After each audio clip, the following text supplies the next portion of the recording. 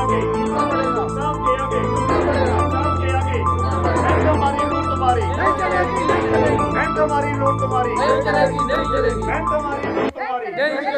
छीन के लेंगे अपना हक, छीन के लेंगे अपना हक, छीन के लेंगे अपना हक, छीन के लेंगे साडा हक, साडा हक, साडा हक, हमारा रिकॉर्ड अभी दो, हमारा रिकॉर्ड अभी दो, हमारा रिकॉर्ड अभी दो, हमारा रिकॉर्ड अभी दो। रिकॉर्ड नहीं तो काम नहीं, रिकॉर्ड नहीं तो काम नहीं, रिकॉर्ड नहीं तो काम नहीं। भारत माता की जय, भारत माता की जय, भारत माता की जय।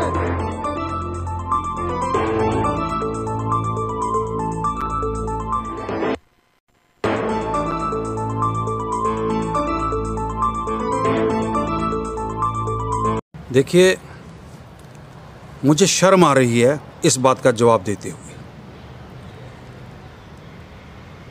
स्टेट का या रियासत का गवर्नर हो, चीफ मिनिस्टर हो, उनके मुंह से निकली हुई जो बात होती है वो कानून होती है। लेकिन बड़ी बदकिस्मती की बात यह है कि पीएचई डिपार्टमेंट के अंदर जितने भी डेली वेजर काम कर रहे हैं, जो मुस्तहिक हैं, किसी को 4 साल की तनख्वाह नहीं, किसी को 3 साल की तनख्वाह नहीं, किसी को 5 साल की तनख्वाह नहीं, तो ये ड्रामेबाजी जो है, ये SRO 520 के तहत हम इनको पक्का करेंगे। और मैं ये समझ रहा हूँ पक्के कौन हो रहे हैं, जो जेई के घर में मुलाजम काम करता है पीएचई का, उसको पक्का किया जाएगा। जो एक्सीड के घर में, AEE के घर में, चीफ इंजीनियर के घर में जो मुलाजम काम करते हैं, पक्का उनको किया जाएगा। जो पब्लिक के लिए काम करते हैं, जो समाज के लिए काम करते हैं, जो दिन रात मेहनत करते हैं, उनको लताड़ा जा रहा है, उनको परमानेंट नहीं किया जा रहा है। क्योंकि जो मुलाजम डेली वेजर हो या नीड बेसिस हो, वो जो अफसरों के जी हजूर हैं, उनको ही फ़ायदा पहुंचाने की कोशिश की जा रही है। बड़े दुख की बात है। आप तो ये कह रहे हो कि पीएचई डिपार्टमेंट, मैं तो ये समझता हूँ कि पीएचई डिपार्टमेंट के अंदर तो अगर 20,000 डेली वेजर थे तो 45,000 कहाँ से आ गए? वो 45 या 25,000 वो हैं जो पूरी रियासत के अंदर जो जेईओ के घर में काम करते हैं, जो एईओ के घर में काम करते हैं, जो AEE के घर में काम करते हैं, जो एक्सिन के घर में काम करते हैं, जो SC के घर में काम करते हैं, या जो चीफ इंजीनियर के घर में काम करते हैं।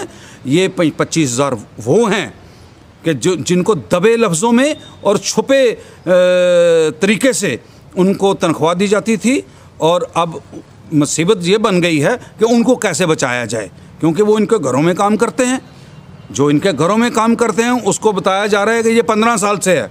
जो पब्लिक और समाज के अंदर काम कर रहा है, जो लोगों की खिदमत कर रहा है, जो दिन रात मेहनत करके काम करता है, सारी दुनिया की नज़र में जो है उसको छुपाया जा रहा है। वो समझता है कि भाई मैं तो काम कर रहा हूँ, मैं सीनियर नहीं हूँ। जो काम ही नहीं करता, जो हमने कभी देखा ही नहीं है कि वो पीएचई में मुलाजिम है, वो सीनियर हो गया है।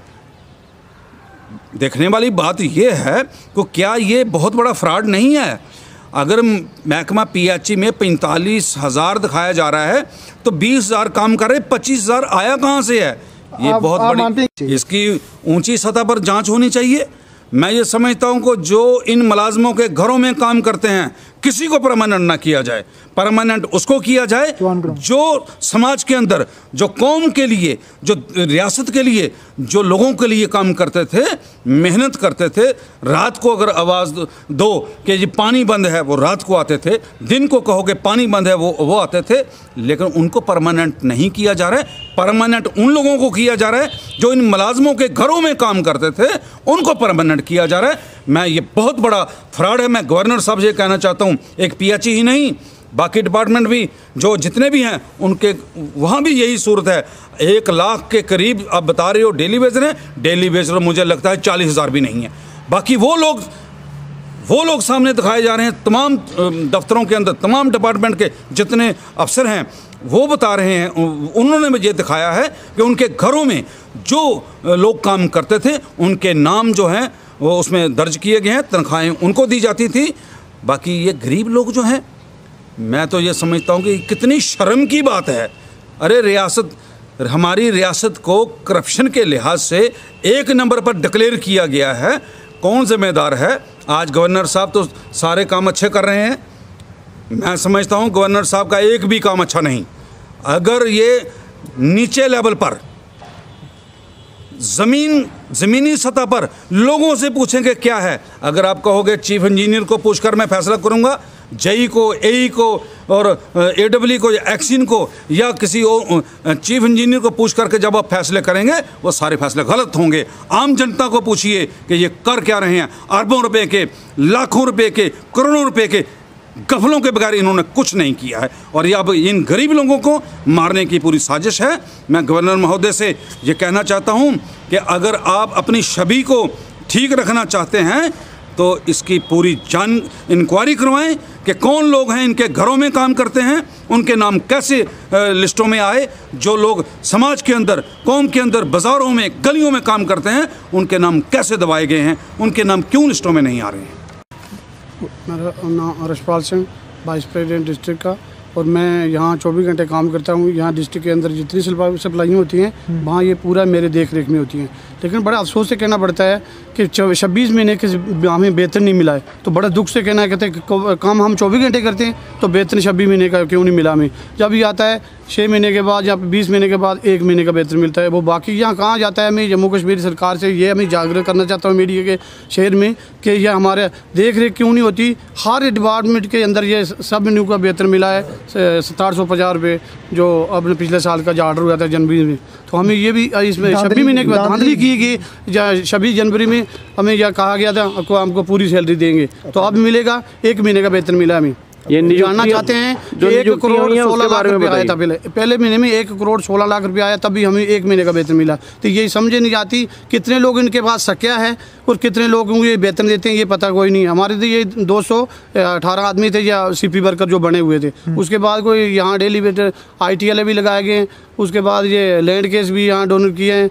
तो उसके बाद कोई नीड बेस भर्ती की है। लेकिन मैं जानना चाहता हूँ सबको किया है, लेकिन इनका वेतन क्यों नहीं आता। हमारे भेदभाव हुआ हर बार, ये हमें रोना और लड़ना चिल्लाना पड़ता है। आपसे एक प्रश्न पूछेंगे कि जितने भी स्थायी कर्मचारी हैं, आपको लगता है कि वो ऑन ग्राउंड बिल्कुल वो काम करते हैं अपना? बिल्कुल नहीं काम करते हैं। थोड़े से लोग काम करते हैं। हमें ग्राउंड पर देखें जहाँ नामालूमी है जब से ये अपना वेतन लेने की मांग जो है वो उनकी तरफ से लगातार की जा रही है। उनकी हर बार होती है, लेकिन वो काम के लिए इतना ध्यान नहीं है। मैं जानना चाहता हूँ कि जिन लोगों को भर्ती किया गया सबको ग्राउंड लेवल पर काम करना चाहिए। तब वो एक डिमांड है सबका, मैंने बोला था पहले भी कि एक ही रेंच है हमारा, एक ही सरपंच है। फैसला किया था कि सब लोग एक काम करते हैं, सब चीज़ का उनको पता होना चाहिए। किसी लोगों को पता ही नहीं है कि पेब क्या होती है, कितने इंची की होती है, आधी की होती है, 1.5 की होती है, 1.25 की होती है, 4 की होती है, 6 की। वो जानते हैं वेतन की मांग होती है। जब आता है वेतन तो सबको बांट के देते थे। हमें ये लड़ाई करना चाहिए, नहीं करना चाहते कि जो हमारे साथ भेदभाव क्यों हो रहा है। 26 महीने या 20 महीने का हमें ये कांटा लग गया बीच में, जो हमारा ये बड़ा अफसोस से कहना। डिपार्टमेंट में कहीं पर काम कर रहे हैं 20 वर्ष से 26 वर्ष से लोगों का काम करते हुए,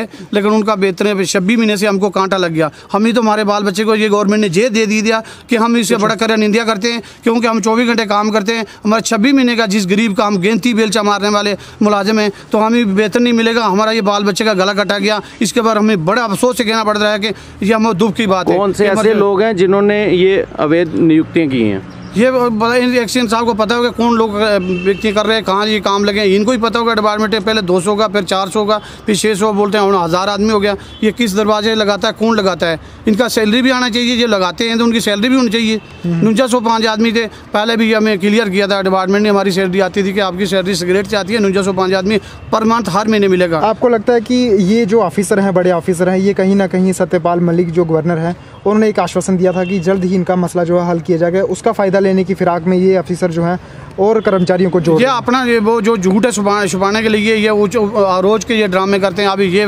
बोचर बना रहे हैं, हम ये कर रहे हैं कि बार बार ये लिस्टें देते हैं, बार बार मांगते हैं। तो इनका एक भी बराबर पर कोई लिस्ट लेवल पर नहीं गई, तो तभी हमारा रिकॉर्ड सबमिट नहीं हुआ, क्योंकि बार बार ये डिमांड करते हैं कि अभी रिकॉर्ड दो। रिकॉर्ड ये देते हैं तो उल्ट पलट करके देते हैं। जाए I Devendra Singh, PHE workers welfare association जिला रियासी। मैं मीडियम के माध्यम से पहले भी कई बार राज्य की सरकार को आगाज़ किया है, जिला प्रशासन को आगाज़ किया है कि PHE विभाग के अंदर जो प्रशासन की कार्यरता पूर्ण काम हुए हैं, मैं उसके जिला रियासी के अंदर सख्त खिलाफ़ हूँ। पूरी PHE वर्कर्स वेलफेयर एसोसिएशन के जितने भी कार्यकर्ता हैं वो उसका विद्रोह करते हैं।